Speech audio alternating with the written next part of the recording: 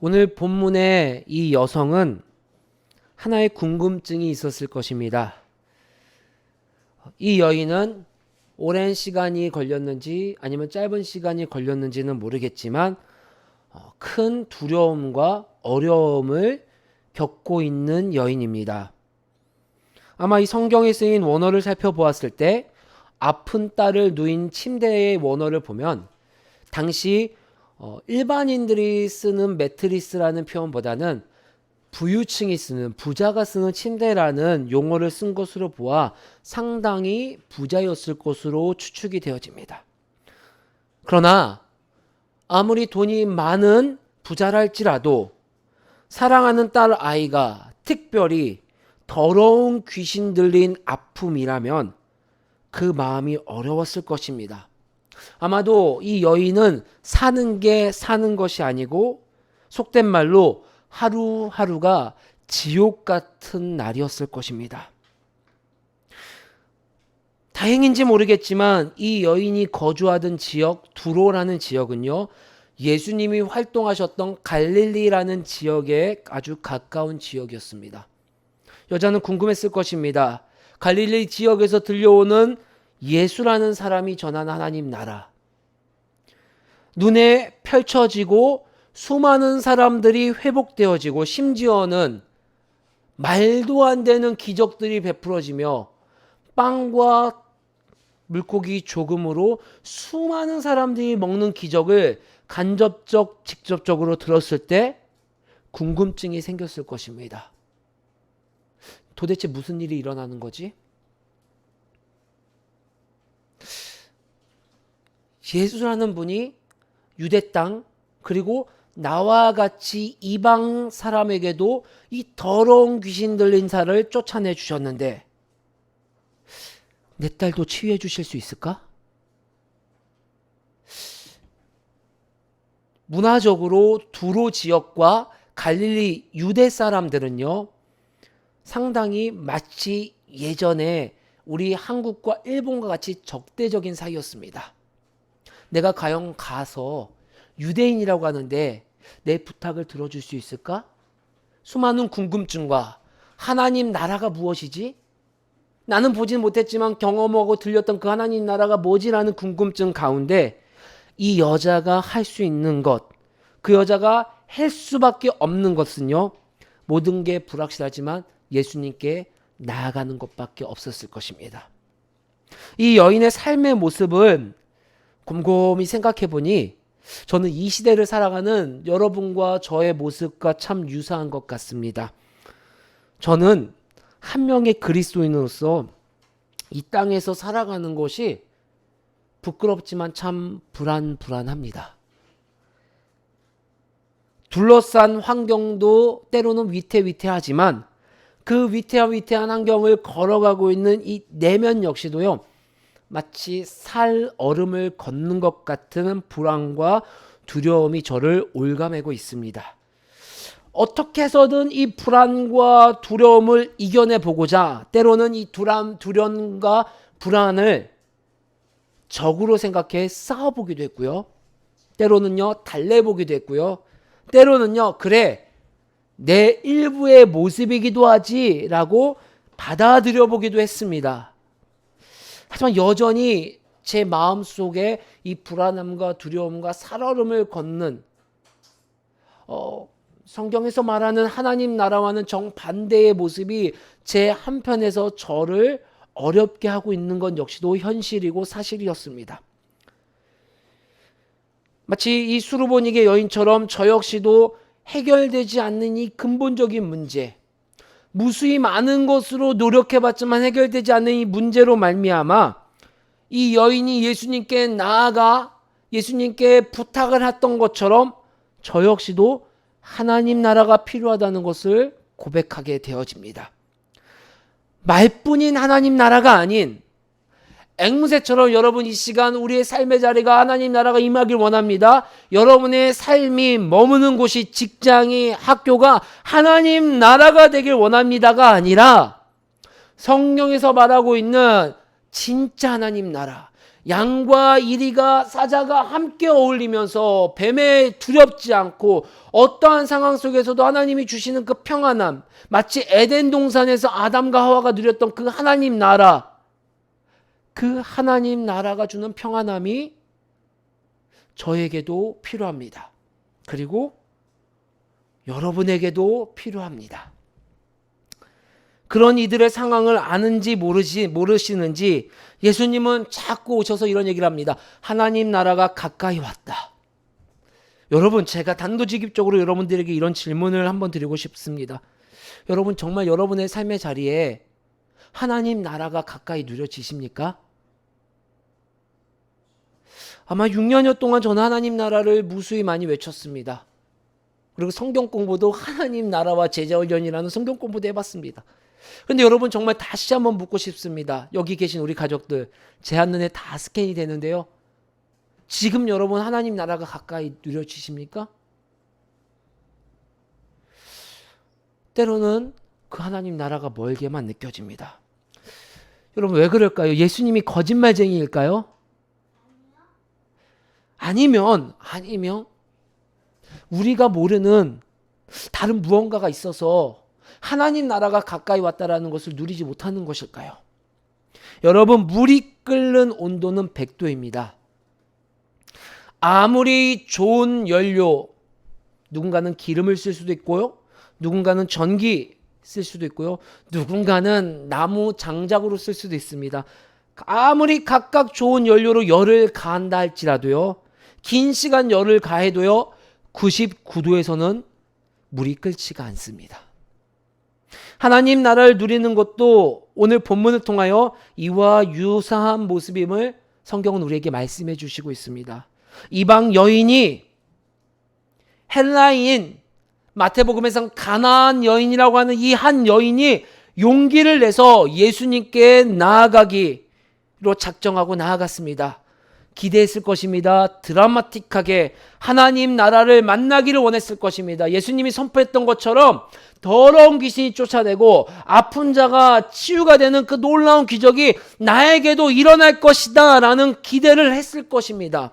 그런데 이 여인은요, 아주 드라마틱하게 그 하나님 나라를 만나지 못합니다. 적어도 앞서 말한 것처럼 이 여인에게 지금은 하나님 나라가 가까이 있지 않습니다. 저 멀리 나와는 동떨어진 세계의 언어입니다. 자, 다시 한번 본문을 살펴볼까요? 술을 본 게 여인을 보세요. 예수님께 나아갔습니다. 그리고 말합니다. 예수님, 제가 너무 힘이 듭니다.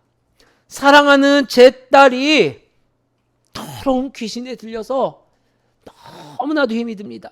여인 자체, 이 딸 자체도 힘들지만 수많은 사람들의 손가락질. 여러분, 하나님, 예수님, 제가 가지고 있는 돈이 뭐가 중요하겠습니까? 주님, 도와주세요. 아니, 보니까 유대인도 낳게 해주시고 이방인도 낳게 해주셨는데 제 딸도 낳게 해주세요, 예수님 하며 오늘 이 여인이 예수님께 나아갔습니다. 근데 그때 예수님이 이렇게 말씀하셨습니다. 내 자녀한테 줄 것도 없다. 하물며 아마 이런 표현 아닐까요? 개 같은 이방인들에게 줄 것은 더더욱 없다. 얼마나 여러분 충격적이고 모욕적인 말입니까? 여러분 생각해 보세요. 하나님이, 예수님이 이런 표현을 하신다라는 게 이해가 돼요? 그냥 가라는 것도 아니고요. 개들한테는 줄 게 없다라는 이 표현. 여러분, 우리가 살다 보면요, 이런 일을 만나기도 합니다. 하나님의 나라를 위해서 용기를 내서 결단을 하고 예수님께 헌신하기로 작정합니다. 그리고 기도하면서 분별합니다. 애씁니다. 근데 딱 수르보니게 여인과 같은 이런 상황을 맞닥뜨리게 됩니다. 시험이라고 하는 것이 옵니다. 모욕적이고 자존심이 상하고 모든 것이 길도 막히고 모든 도움도 단절된 것 같고 혼자인 것 같고 해결도 안 될 것 같은 상황이 우리 인생에도 찾아온다는 것입니다. 그동안 내가 하나님 앞에 헌신하려고 했었던 모습, 99도까지 열심히 해서 이제 저 1도만 끓이면 되는 그 상황 앞에 열심히 하고 있는 상황 가운데서 모든 게 신기루같이 사라질 정도로 강력한 도전과 시기와 모욕, 절망이 우리에게 오늘 올 수 있음을 성경은 이야기해 주고 있는 것입니다. 그런데 성경은요, 예수님을 통하여 오늘 이렇게 말씀해 주고 있습니다. 그 모든 상황이 물이 끓기 바로 직전에 시험이라 말씀해 주는 것입니다. 우리 마가복음 7장 28절 말씀 함께 읽어볼까요? 시작. 여자가 대답하여 이르되 주여 올소이다마는 상 아래 개들도 아이들이 먹던 부스러기를 먹나이다. 아멘. 그 모욕적인 말, 자존심 상하는 상황을 이 여인은 내 혈기로 받아들이지 않습니다. 주님, 맞습니다. 자녀들을 먼저 주세요. 다만 그 떨어지는 부스러기라도 옆에 붙어서 먹겠습니다. 야, 아무것도 모르고 돈도 없고 목수 출신의 가난뱅이 예수야, 네가 어떻게 나한테 이렇게 자존심 상하게 하고 모욕적인 말을 할 수 있어? 우리 민족과는 전혀 상관도 없는 너 하면서 떠나갈 수 있는 상황이었음에도 불구하고 이 여인은 그 상황에서 그렇게 하지 않습니다. 이 여인 앞에 놓인 마지막 시험, 단 1도만 올라가면 물이 끓는 그 상황, 여인은요 믿고 믿음으로 반응했습니다. 그 결과 딸은 귀신으로부터 해방됨, 즉 예수님이 말씀하신 그 복음의 내용, 하나님 나라가 가까이 왔다라는 그 말이 더 이상 저 멀리 있는 말이 아니라 문자적으로 아니면 누군가의 얘기가 아니라 정말 하나님 나라가 가까이 왔네. 아, 예수님이 나에게 와서 선포하고 주신 이 하나님 나라가 정말 나에게 왔네. 정말 내 딸이 완전히 해방이 되었네. 라는 놀라운 사건을 경험하게 되는 것입니다. 누리게 되는 것입니다. 사랑하는 길과 진리 교회 식구 여러분, 아마 여기 있는 모두는, 저뿐만 아니라 우리 모두는 하나님 나라를 그 누구보다도 가까이 누리며 갈망하기를 원할 것입니다. 하나님이 때로는 복도 주시고요, 그 하나님과 깊은 임재, 교제 속에서 내가 진짜 하나님의 자녀구나, 예수님이 정말 나를 위해 십자가에 못 박히셨구나 라는 것을 누리고 진정 나의 입술로, 우리 찬양 드렸던 것처럼 베드로처럼 난 정말 예수님이 좋습니다 라고 고백하며 살아가기를 원할 것입니다. 그러나 현실은 전혀 딴판입니다. 진짜 하나님 살아계신 거 맞나? 진짜 하나님 나라가 가까이 왔다는 게 그냥 말만 하나님 나라 가까이 온 거고, 그냥 내가 그 처한 상황을 내 눈으로 적용하고 내가 그 상황에 맞춰 살아가는 거 아닌가? 진짜 성경의 이야기가, 아니면 혹 누군가가 경험한 하나님 나라는 그냥 특별한 스페셜한 일이지 나에게는 오지 않고 나는 그냥 이 상황에 맞춰서 살아가야 되는 거 아닌가라는 생각을 하며 살아갈 수도 있습니다. 왜냐? 지금은 막막하고 답답한 상황이기 때문입니다. 그런데 성경은요, 오늘 수르보니게 여인을 통해 우리에게 이렇게 질문하고 있습니다. 혹시 자존심 상하고, 혹시 무시당하고, 혹시 내 인격이 살인을 당하는 그 상황이 혹시 우리가 99도의 상황에서 1도를 올려 끓을 수 있는 그 상황이 아닌지, 다시 말해 내가 하나님 나라와 가까워지는, 하나님 나라를 진짜 누릴 수 있는 그 직전의 상황이 아닌지 성경은 우리에게 물어보고 질문하고 있다는 것입니다. 마태복음은 이 여인에 대해 이렇게 말하고 있습니다. 이 여인은 큰 믿음을 가졌다. 성경 구약 인물 중에 야곱이라는 인물이 있습니다.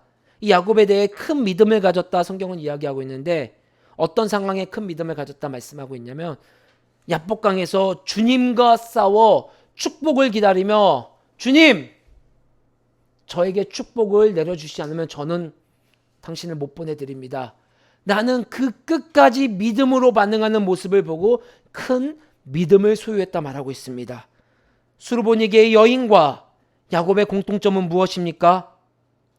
큰 시련 속에서, 큰 어려움 속에서, 내가 없어지는 그 상황 속에서 믿음으로 기다리며 믿음으로 반응하며 마침내 하나님 나라를 누린 공통점이 있다는 것입니다. 여러분, 우리 다시 한번 고민해 볼까요?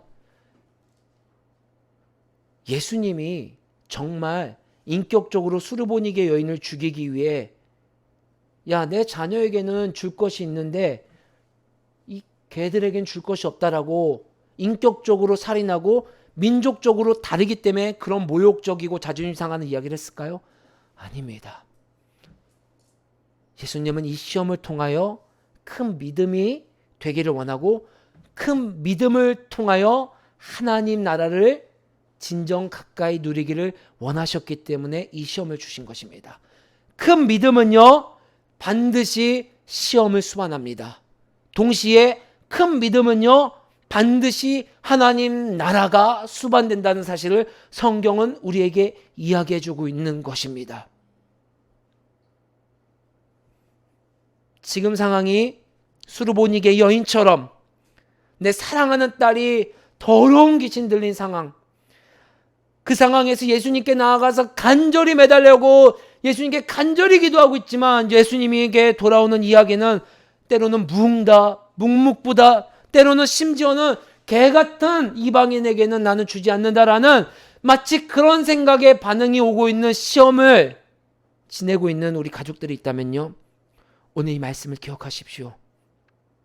예수님은 시험을 위해 이 상황을 주는 것이 아니라 큰 믿음을 위해 여러분들에게 이 시험의 자리를 주셨다라는 것을. 큰 믿음 넘어 하나님 나라를 가장 가까이 누릴 수 있는 저와 사랑하는 우리 가족들이 될 수 있기를 주의 이름으로 간절히 소망합니다.